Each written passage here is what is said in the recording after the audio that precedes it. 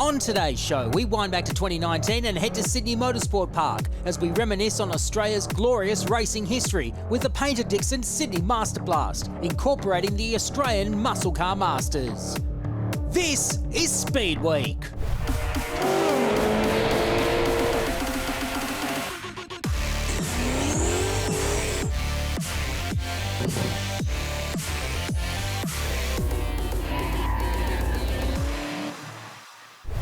Hi everyone, welcome along to Sydney Motorsport Park for the Paynter Dixon Sydney Master Blast, an exciting event back on Father's Day, and we've got an action-packed show for you. My name's Richard Crowell. I'm joined by a local to these parts, Gary O'Brien. This is an exciting race meeting. Reinvigorated, I like to call it, Richard. We've taken what was a tradition and we've just given it a bit of a jazz up and brought a few other components into it as well. And as you can see, the lights are taking effect here at Sydney Motorsport Park. Here's what we've got coming up in the show for you today. The Paynter Dixon Touring Car Masters Series, they're here. The big bangers from the 1980s and 90s are back with Group A and C Heritage touring cars. This is a flashback to a fantastic era of Australian touring car racing. The DEA Performance National Sports Sedan Series will go at it, including one of the most famous cars in Australian motorsport. Group S, the history of sports car racing, are here, and they've got a massive field as always. This is cool. It's the final round of the National Supercar Championship, and if you've never seen these things before, take a step back. They're pretty exciting. Paynter Dixon Group N historic touring cars are on the program. Fantastic. And how about some two-wheeled action, a nod to the Isle of Man with the Sydney TT. Looking forward to that, and the final round of the New South Wales production cars. But the big story this weekend is that for the first time in this event, we go racing under lights.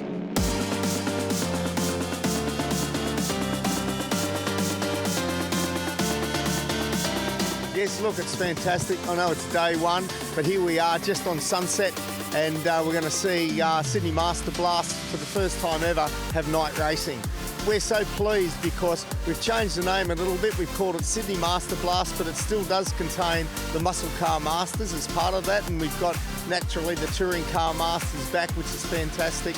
The idea of calling it Sydney Master Blast was so we could also broaden its appeal, introduce night racing, and then tomorrow, of course, we've got motorbikes as well for the very first time. Yeah, it's fantastic. It's certainly a different thing. It's a real spectacle tonight with all the floodlights around, and it's really fun under lights. Everything sort of seems to happen a lot faster, but it requires a lot more focus. So it's good fun. It's quite challenging and a new thing to try. So I'm sure the spectators will come. It's very, very entertaining. It puts a whole new perspective on racing. The red, like the brake rotors glowing, the backfiring of the cars, the lights. I mean, a few coloured lights on the car. You know, it makes it entertaining. I love it. I think it's great. Exciting times, and here's where we're doing it in the dark. It's the Druitt North Circuit of Sydney Motorsport Park. It's a lot shorter than the Gardiner Gp track, and it condenses all the action down into a short little floodlit venue that will provide a lot of action. And that first action comes from Paynter Dixon Touring Car Masters. For the first time in their series history, they go racing under lights. Gary O'Brien alongside me. Aaron Seaton is off pole. This is something brand new for one of Australia's most popular categories. Yeah, yes indeed. And here is the grid. It's Mustangs on the front row, Aaron Seaton in the 5-litre car, Steve Johnson in the 6-litre car, Ryan Hansford, Ryle Harris in behind him. So, rolling start as is tradition. Short sprint race on the Druitt circuit. They had a standalone qualifying session. The top 3 cars were covered by a 1/10 of a second, and a great crowd in the house watching on as Aaron Seaton gets the jump in that bright orange Ford Mustang that leads them down, but Ryle Harris sweeps around the outside. He started further down the grid in the EFS Camaro, but on cold Hoosier tyres who commit to the outside at turn 1, they leave the floodlights and into the darkness here in Western Sydney. This is an incredible sight. Well, spectacular motor racing. Watch them over turns 4A and 4B on this first lap. That should be interesting. If they don't go line astern, there could be drama. Ryle Harris, 4th to 1st in a couple of corners, and the Camaro leads them over the hill. And instead of turning right, they're going left and then quickly right. This is the venue, and the circuit layout they used way back in '96 when the touring cars raced here under lights. Long time ago. It's a great little racetrack, and all the drivers talking about how it was great to get two different circuit layouts in the same weekend. It is, and they had a qualifying session on this one as well as on the long circuit, so they know which way they've got to go. And you can see as the cars thread their way around the corner, even El Belgian has lights in the middle of the grille on his Mercury Comet. Aaron Seaton with a great run down the straight, the 5-litre Ford engine screaming at 8,000 RPM. And he gets down the inside of Raul Harris. Ryan Hansford in the Tirana tucked in behind. So as always, there's great variety in TCM. And look at Raul. Under pressure, Hansford goes the long way around at turn 2. Brake discs glowing. Can he hang on? That's the big question. He does. He gets through out of turn 3 and heads up over the hill. This is a terrific circuit for these cars. They don't have a lot of tyre. They're heavy. They've got a lot of horsepower. And they slide and move around a lot. Drivers commenting about how much grunt it feels like these cars have got under lights in the cool, crisp air of this sensational Sydney Saturday. Up we go to the final complex. The EFS Camaro in good shape, but he's been hustled down the order a little bit. Oh, that's big! Hansford with a lose all on his own, and Raul Harris has to take massive evasive action. Whoa, how close was that? It's allowing the others up behind them too. They've caught right up and have probably left Seaton well out in front. It's all right, Gary, you can open your eyes. They're all got through unscathed. Here it is again, so just missed the apex a little bit there for Hansford. Lost the rear of that car, and amazing driving, the multiple V8 Ute Racing champion, and that is a brand new Ford Mustang for Cam Mason, Newcastle's own, bouncing out over the exit curb and in real trouble. Further back in the field, we've got Aaron Mcgill in the XW Falcon being monstered by Jamie Tilley in the 65 Ford Mustang riding behind him.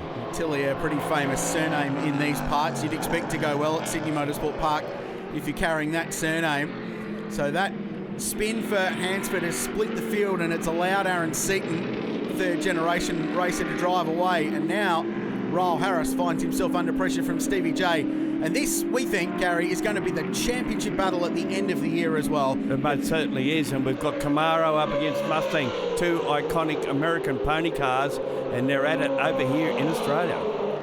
Down towards turn 1, these cars sound so crisp. Let's jump on board with the very fast Queenslander. You can see the temporary lighting that's been installed in the braking zone up to turn 2. It's a key overtaking opportunity, and check out the brake discs glowing on these cars. Check out the tyre lock-up as well. Yeah, it was a bit of a moment there. It shows you how hard they're driving. This race pays 10 points to start and 10 to finish, so it can have a role in the championship. It won't determine it in the end, but it's still valuable that you get to the finish. But just an opportunity for these drivers to go out and drive these amazing cars as hard as they can. Seaton's going to be clear and unchallenged in this. Looks like Adam Bracington just in behind in the VDC Camaro for White Line Racing. And this fight for second place will go right down to the wire. I don't think Stephen Johnson can get down the inside. Aaron Seaton, though, under lights at Sydney Motorsport Park, the Ford Mustang will get the chocolates. It's a terrific drive for the third generation driver. Continues his remarkable season. Harris across the line in second. Stephen Johnson will be third in the first ever night race in the 10-year history of the Paynter Dixon Touring Car Masters. There's the top 3. Bressow to 4th. Cameron Mason, outstanding drive to 5th. Down to Jim Policina, rounding out the top 10. But he'll be a happy boy, Aaron Seaton. His dad had some success here, but since jumping into TCM earlier on this season, he has been the man to beat. Pole positions, race wins, and the first one under lights for Paynter Dixon Touring Car Masters. He wins the race. Stephen Johnson, Pro Masters, and Jamie Tilley wins the Pro Sports class.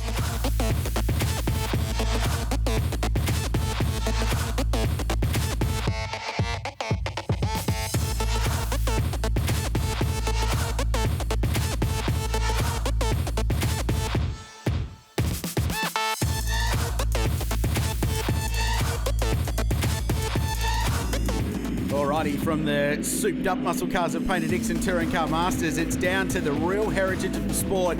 Thanks to Raging Waters Sydney, it's time for Group N Historic Touring Cars, the category also sponsored by Paynter Dixon. From the the early 60s right through to 1972. This is a look back at the history of Australian touring car racing. You saw Jamie Tilley on the podium in TCM. How about his old man, Gary O'Brien, starting from pole in Group N? Yeah, Ford Mustangs pretty much hogging the front part of the field as well, as we're all set to go under lights here again at Sydney Motorsport Park. Away we go. Good start, Tilley. These cars trying to put 600 plus horsepower to the ground. Some of them will tell you they've got a little bit more than that as well.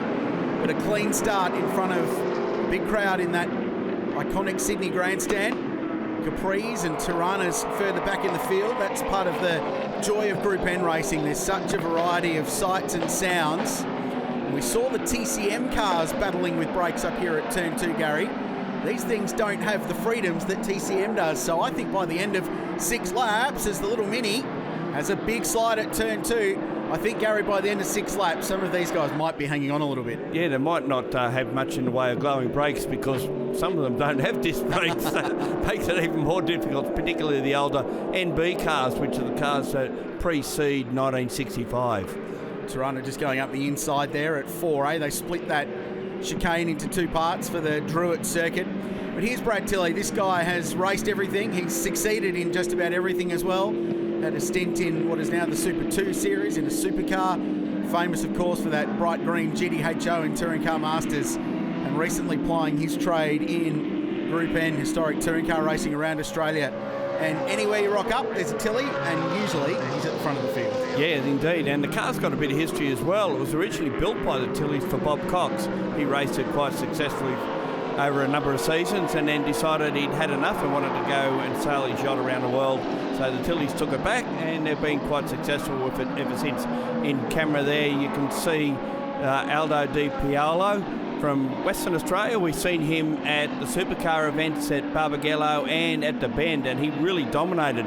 But I think the opposition in New South Wales is a little bit tougher than what he's faced in the past. And once again, it's that great pony car battle, Mustang v Camaro. It's the early model Mustang, 69 Chevy Camaro, XU1 Tirana in there. That's Peter Bugley having a nice run in that bright orange car back through the field. Ford Mustangs, but this guy finds himself under pressure. Adam Walton in the Mustang. 289 Ford V8 under the bonnet of this car, being chased down by the Camaro. And actually, this is shaping up, Gaz, to be a really nice fight for 2nd, 3rd and 4th place. It is, and as you mentioned there, Walton's car also fettled by the Tilley, so they've got quite a hand in it. And here we got Escort first Tirana. In the background, another Mustang coming up on the back of them as well. It was never really a battle on the racetracks because the Tirana raced the GTHO Falcons back in the day, didn't it? But little Escort, it's the class rival for the Tirana in the sales department back in the 1970s. That Tirana is having a big go through turn 1. The Escort down the inside takes that spot away. Doing a fantastic job considering, and obviously a little bit more nimble and better suited in the dark conditions. Well, you're Graham Mulhouse in that 86 Ford Mustang, beautifully presented car, and you're minding your own business, rattling up to turn 2, and then this happens. So check out the difference in stopping power. So I reckon there's 3 or 4 seconds difference between the Mustang getting on the brakes and the Escort, and that's what probably 700 or 800 kilos worth of difference in race car will do for you in stopping performance. Here's the Western Australian we mentioned before. Of course, they're here from all states. Bagley down from Queensland. We've got, as we said, this car from Western Australia. We've got them from all over the place. That's how keen they will come to race here in the dark. Well, it is a thing that doesn't happen a great deal in Australian motorsport anywhere in the world, so it's very cool to see, and I think this is a real future selling point for the Paynter Dixon Sydney Masters Blast is make this Saturday night show a real headline, and it's great to see a heap of people floating around the paddock, sticking around, stayed here for dinner. The lights came on, the atmosphere was electric, like going to the Speedway. As we start the final lap, thanks to Fast Track and V8 race. Steve Land in the Ford Capri. Now Steve Land's done quite a few Bathurst meetings in Capris in the day. 3-litre Capri as well, Gary. They were a very handy little race car. Never had the success they needed. They were outclassed in Australian touring car racing. As this battle goes on, this is terrific. This is what Group N is all about. Little capacity cars through the twisty stuff are better. Big V8s will drive away down the straight. Yeah, no one's driving away further than what Brad Tilley is at the moment as he comes out onto the straight for the last time. Well, it's been a dominating performance. His son on the podium in TCM won the class in a similar Ford Mustang. Brad Tilley will win the first night race for Group N here at the Sydney Master Blast. It's a terrific drive, nicely measured, and streaks the car home in front of Adam Walton. Aldo Di Pioli put the pressure on right at the very end, but how's the variety in the top 10? Pete Bagley, first of the XU1s, down to Macri in the Capri, bottom of the top 10. So there's a taste tester for you, but don't worry, more night racing coming your way after the break. Heritage touring cars and production touring cars hit Sydney Motorsport Park for the Paynter Dixon Sydney Master Blast.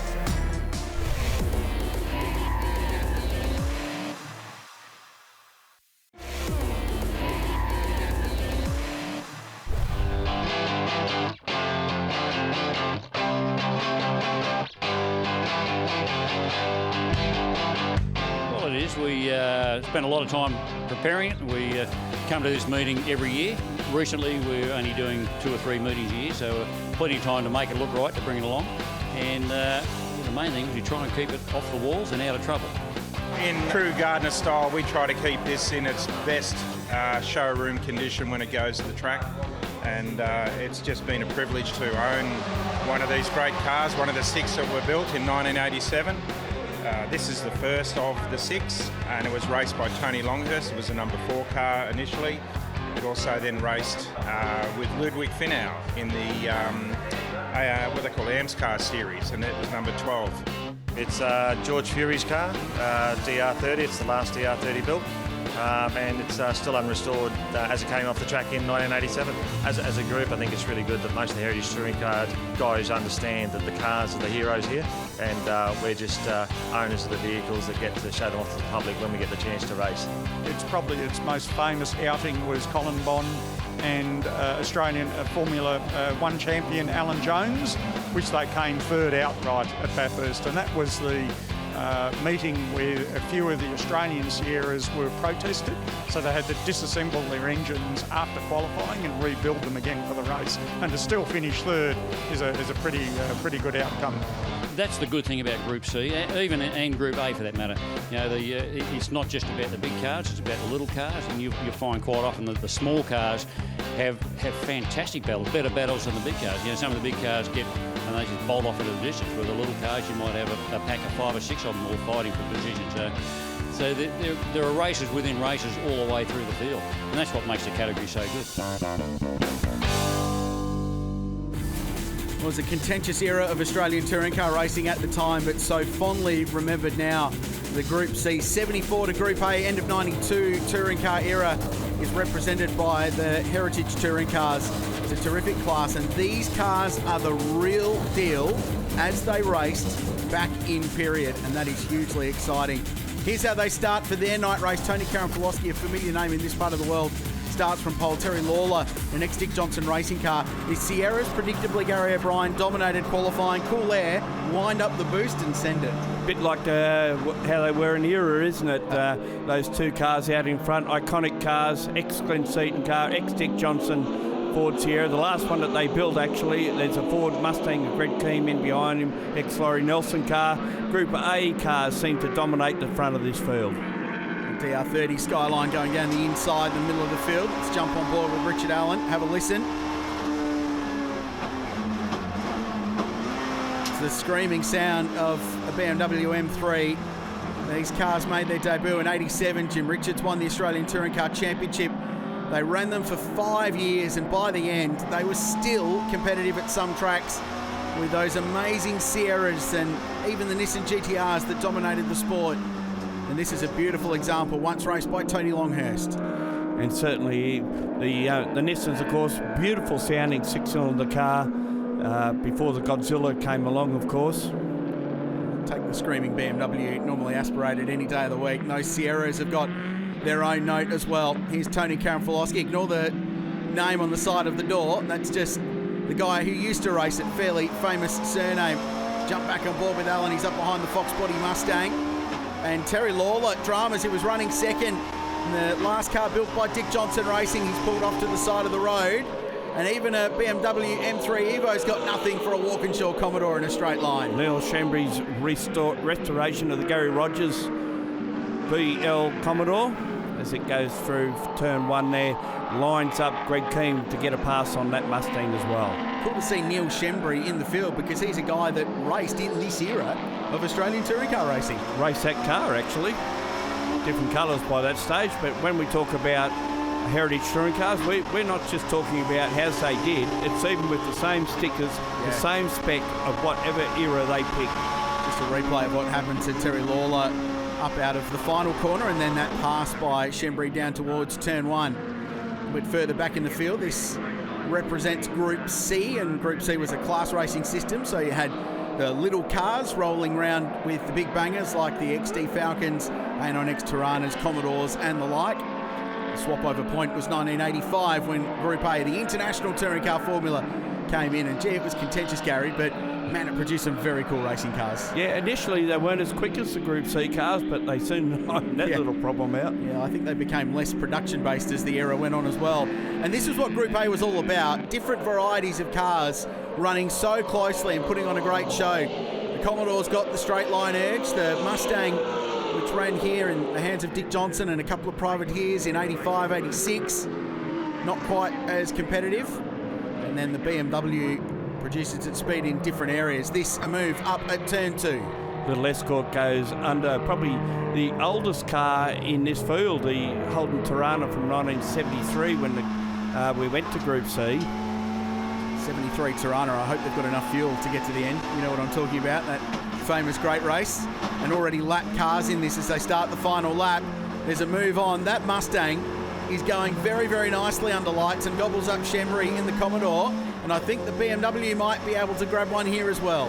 Yeah, Mustang from the very early part of Group A, whereas the Commodore was probably right at the end of Group A, so you've got to take that into consideration as well. And I must say, Greg Keane actually drives that thing probably better than anyone did in the day. Drives it properly hard, and doing the same here. There's the Sierra. You can check it out when it gets on boost and 600 plus horsepower. Fight its way to the ground. It's going to be a win for Tony Karanfilowski. He's an ace in TCM and he's loving his time in heritage touring cars as well. That's a commanding victory. A shame we saw Lawler drop out of that race because it was going to be a battle between the big turbo Sierras. Great drive, Keane. Well done. Just misses out on a spot in the top 3. Shembry 4th, Allen 5th. Great drive, great racing. The heritage of Australian touring car racing.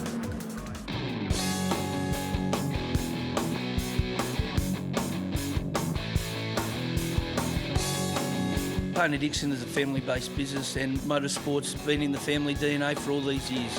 It's great to see the people of Western Sydney and also the broader Sydney community come out and see a fabulous event in the muscle car event.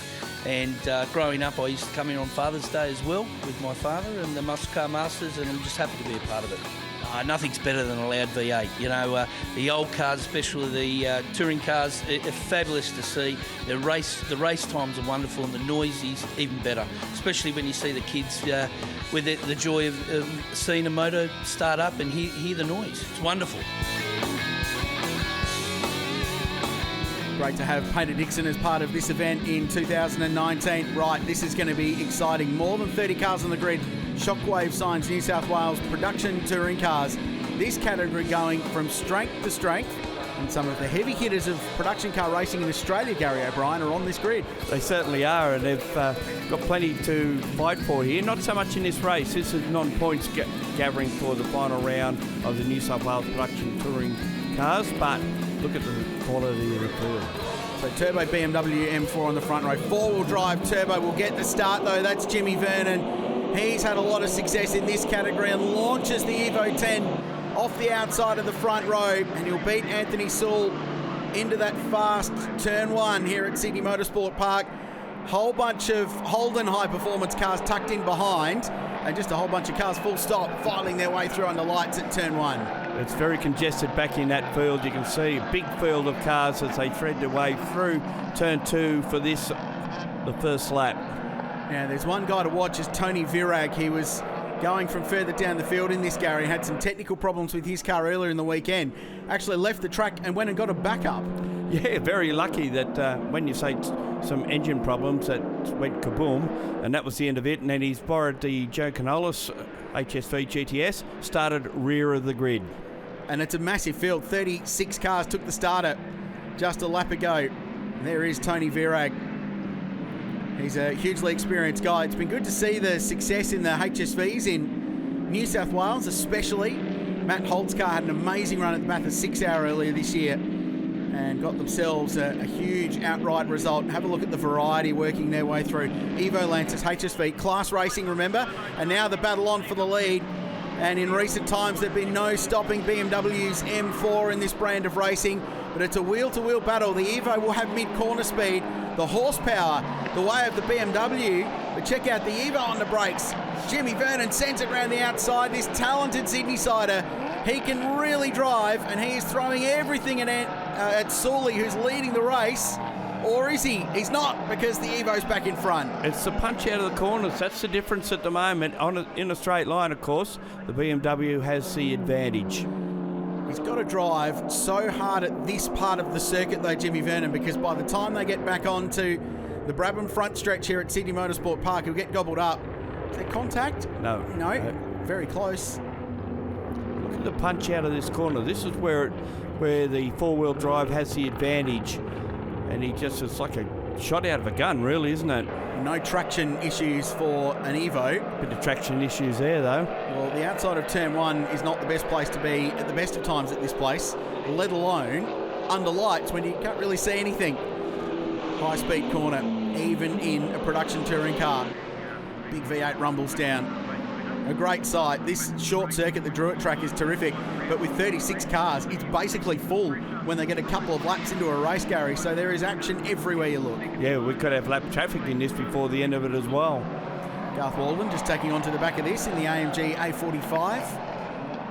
Big temperatures in the front rotors on that car. They've been a successful car in production touring car racing over the last couple of years, couple of podiums at Mount Panorama. Garth Walden can drive, and can drive this place too, Gaz. World Time Attack champion a couple of years ago at this very circuit. More action down the field as we see them going for this, what they call 4A and 4B turn, and you can even see that they're punching wheels off the ground as well. How's the disco lights on Matty Holt's GTF or GTS HSV? That thing looks outstanding. There's been so much effort put into putting this night race program on. Saul's got the lights across the top of the BMW, disco lights under a bunch of cars, different coloured headlights. It looks spectacular. They're putting on a great show. Also helps us identify one car from the other as well. True. Gee, Matty Holt's a good race car driver, isn't he? He's crept up on it over the last couple of years, but he's been bashing out some very, very strong results. Flickering lights there, that's the brake lights working. It tells you that the ABS has kicked in. It shows how hard they're driving. This is about the perfect race distance for the big HSVs. They weigh a lot, they're heavy, they use up their tyre quite quickly. They slide around, so a short race on a short track is just about where you want to be. Here's the Raceway track time Nissan Pulsars. These are a staple of state-level motor racing in New South Wales. Yeah, Phil Alexander has been around the sport a long time. Come out to have a bit of a play in one of the many classes that race within production car racing in not only Australian production cars, but in New South Wales. Gary, this is the run to the line. It's close. Sewell got boxed in lap traffic, and Jimmy Vernon will just lose out to the horsepower of the BMW. But he threw everything at that in the final corner. The lap traffic worked perfectly for him, and he just misses out. Half a car length in it, and the horsepower of the BMW saw Anthony Sewell home by just a couple of tenths of a second. What a terrific race. Tony Virag through the field to third. So that's the night racing component done and dusted. Gee, it was exciting, but stick around because after the break, we jump onto the Gardiner GP Circuit for the Day 2 program here at the Paynter Dixon Sydney Master Blast, where all the legends are watching.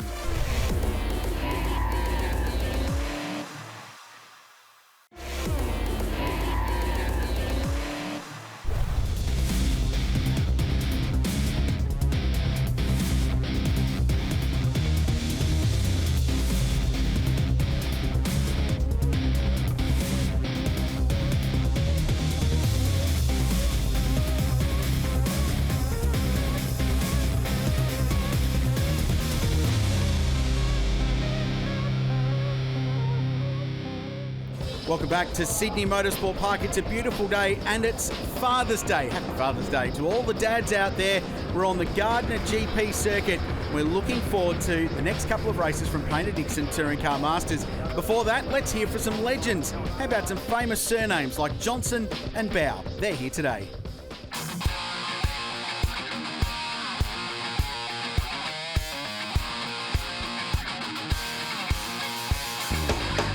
Well, it's been better for Steve than me, but we love the category. I got him into it a few years ago, which was probably a bad thing for me because most of the time he's beaten me, but I conceded in the fact that as a young boy, I used to teach him a lot. Another mistake I made. So the cars are awesome to drive. They're very powerful, haven't got a lot of tyre grip and got absolutely zero aero, which I think, as anyone that reads my social media knows that I think aero ruins motorsport. So, well, they are. They sort of almost remind me a little bit of the old V8 supercar, the pre-car of the future. And although they got probably more horsepower and a smaller tyre, so it's a little bit trickier to drive. And I just love driving a car with still a H-pattern gearbox. And then John knows you've actually got to have a technique to drive these cars. You can't just get in and go. You've got to actually really understand how to get the most out of them, and it's very tricky. So we turn our attention to the Gardiner GP Circuit, one of the more iconic layouts in Australian motor racing. She's a tricky racetrack. There's lots of long, loaded, fast and flowing corners. The big hairpin right-hand overtaking opportunity. In fact, there's a couple of them on this layout. Now we're going to take a look at some highlights, Gary O'Brien, of race 3 of Paynter Dixon Touring Car Masters. This was a championship points-paying race, and it also provided one of the most wild opening laps we've seen in the category this year. Yeah, very bad start from Adam Bressinger, and he slipped back down the field, but look at the action up the front. Let's hope that everyone remembers to turn right at turn 4. Roll Harris spent most of the opening lap of this on the lock stops trying to get the EFS Camaro straight. Johnson was up the inside, that always tight run out through turn 3 and then over the hump at 4 and down the hill. The man to watch though was John Bow. He was pretty fired up. Success has been a hard time coming for the 5-time TCM champ this season in the Paynter Dixon Pace Holden Tirana. But a great move on Stevie J at turn 1. That was the first of many though. Oh yeah, because as you can see there, Bow ran a little bit wide out of turn 1 and Stevie Johnson came back up the inside to take that spot and a little bit more by the look of it. How's the friendly fire between the old mates? That wasn't the end of the battle. Johnson had a huge moment coming out of Brocco 5 corner. Big bout of oversteer trying to get the horsepower in Mustang Sully to the ground. And Bow finally cleared car 17. That's his old race car, remember. Jamie Tilley unfortunately struck dramas up at turn 2. And after being on the podium under lights, his day ended quite early in this one. Bow continues to move forward in the field. Now he tackles Ryan Hansford for another position. And these two, of course, Tirana's a bit more even in performance, but down at turn 6, JB does it all again. Bow's car had a drop valve in qualifying and unfortunately missed the night race, so he sat that one out, but it means he's got fresh rubber for this one and he was able to blaze his way through. Now that was big. Aaron Seaton slowed. He was the early leader and that allowed Royal Harris to jump through, and it set up a thrilling final lap as Aaron Seaton dropped back through the field with some dramas. Royal Harris found himself under pressure. You never die wondering with John Bow. Certainly didn't in this one. He got so close. In the end, 350 cubic inches just got past 304. Straight line performance was key for Royal Harris. He won the race by a 10th. Ryan Hansford 3rd. Terrific motor race though. Cameron Tilley, Zakanovic and Bruce Williams completing the top 10 in race 3 of TCM.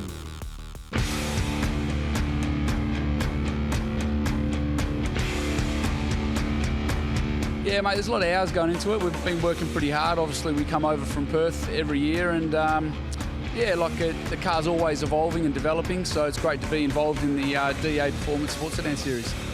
So the car started as a 1986 Alpha Gtv. This car was built in 1992, but it's still got the original roof, A, B, C pillars, steel panels, doors and hatch, so it's all steel as the original car, just a bit of weight taken out of it. when the original sports sedan rules were made, that's how the category was. A lot of the new rules now, you can have carbon fibre composite parts, roofs and everything. So this is still the original car as it was built. Obviously under the body shell there's always developments, suspension, newer shock absorbers, a lot of aero add-ons that have made the cars faster. This car's originally a 6-litre Chev with a torque tube through the middle, 2 monocoques and a Hewland transaxle in the back. It's one of the most famous and most successful cars in all of Australian motor racing. Shannons are bringing you the DEA Performance Australian Sports Sedan Championship. These are the big bangers, Gary O'Brien. We love them. We love the Tony Ricciardello Alpha. We love the Aston. We love the Audi. We love this category, full stop. There's not much you don't like about it, is there? And look at the quality of the lineup. Tony Ricciardello on pole, Jordan Caruso alongside him, Steve Tomasi in third. So Ricciardello, a winner on Saturday here. These cars didn't race under lights. There's a pretty logical reason for that. No headlights in sports sedans, so daytime running only at a circuit where we've seen some epic battles between the Audi and the Alpha over the years. And young Jordan Caruso, who's been racing, of all things, a Hyundai Excel for the last couple of years, is now in one of the most potent cars in the country. Up to turn 2 they go. Ricciardello in front. In the Alfa Romeo, it's busy behind. Tomasi looking up the inside of Woodman. Ricciardello just loses some ground on the exit of turn 2 though. The field compresses and it's still side by side for third. Yeah, it looked like Caruso got checked up there as well when Ricciardello had that little bit of a drama. But Shane Woodman in the BMW bodied car, the next one through. There goes Scott Reed, of course, in his Trans Am car. And here's his battle for second at the moment. Young Jordan Caruso, his first season in the monstrous Audi with its big Chev power plant somewhere under the bonnet. More like under the windscreen, mid-mounted in these cars. It's an amazing class. It's been a staple for decades. As Tomasi tries to squeeze down the inside round the back of Corporate Hill, there's generally no room there, and the BMW certainly didn't leave any for him to go through. So young Stephen is under some serious pressure, and now he's got car 12. That's Phil Crompton's Ford Mustang up behind the RX-7, tucked in behind that battle pack. As always in sports sedans, it's a variety of shapes and sizes. This car's been a favourite for the last couple of years though. Even been sorted by John Bow at one stage. He had a bit of a time at the wheel behind it. There's Phil Crompton's Mustang in the background. Steve Tomasi missed the last round. They had dramas earlier in the season with an engine fire and unfortunately couldn't get it fixed for round 3, but back for round 4 and there he goes up into third spot. His old man famous for a pretty iconic incident down at Phillip Island back in the 2000s with Dean Randall back in the day, over and under, flips and helmet throwing escapades down there, but the Domain Prestige Homes livery has been a famous one in sports sedan racing, and that was the pass down at turn 1. Tomasi gets the job done. Caruso and Ricciardello a long way up the field. There is Caruso, jumped into that car this year. Jack Perkins has raced it for the last couple of seasons with success. And Darren Hossack before that had some success in the car, actually won the championship in it. Wasn't that a cool era with Hossack v Ricciardello? I think history will look back at that very fondly. Here's Smith looking down the inside of Larry Perkins lookalike Commodore down at turn 6 at the back of Corporate Hill. That's a nice pass. The Monaro goes through. Here we've got Phil Crompton on the back of Shane Woodman. Good back battle going on there. Alex Williams in the background in his Mazda. The Phil Crompton car, it's only 5.5 litres. It gives away about half a litre to the cars around him. He reckons it makes it more tractable out of the corners, gives him not quite as much punch in a straight line, but certainly a car that's more drivable in his opinion. But if there was ever a category, Gary, where the old adage, there's no substitute for cubic inches, was a truism, it would be sports sedans, surely. You'd go the full 6 litres if you could get it. Might help you get out of corners, but if you get beaten down the straights, you're not going to be doing much passing. And the BMW proving that because it has all the answers at the moment. Crompton now trying to use the Mustang's advantage, which is the slightly lighter engine and the more tractable power. Further back in the field there, we've got a couple of Monaro body cars, one chassis, one sports sedan, of course, or what we call space frame. So there are a couple of classes in sports sedan racing that allow for cars that are more showroom spec with some extreme modifications but without the custom-built space frame chassis. Look at Woodman's BMW under brakes at turn 6. Really affected by the bumps. They run these cars so low to get the maximum amount of effect from the aero that these cars have got. They've got full under trays, massive rear diffuser, and well, you can see the massive rear wing. They run them low, so that means they have to run them stiff as well. They don't react kindly to bumps. And they're fairly light on top of all that, so that also accentuates any time they hit any of the big bumps. Tell you what, the pace has been quick this weekend as well. The lap record in the 28s, but they've been running mid to low 29s all weekend, so Sydney Motorsport Park is fast and the field attacking it at the moment quick as well. Down the Brabham Straight towards turn 1 where these cars are a sight to behold. If you go and plonk yourself on the hill on the outside of this corner and watch them hammer in, it's a lot of entry speed, and because of the aero, it's a lot of mid-corner. Let's enjoy this. This is Tony Ricciardello.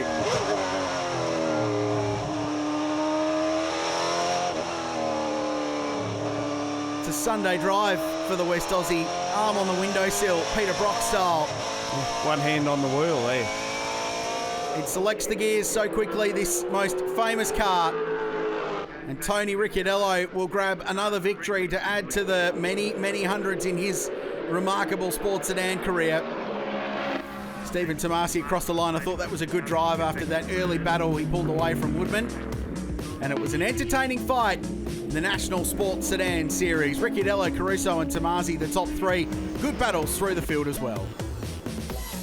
Stick around because after the break, it's the final round of the National Supercar Championship from Sydney Motorsport Park right after this.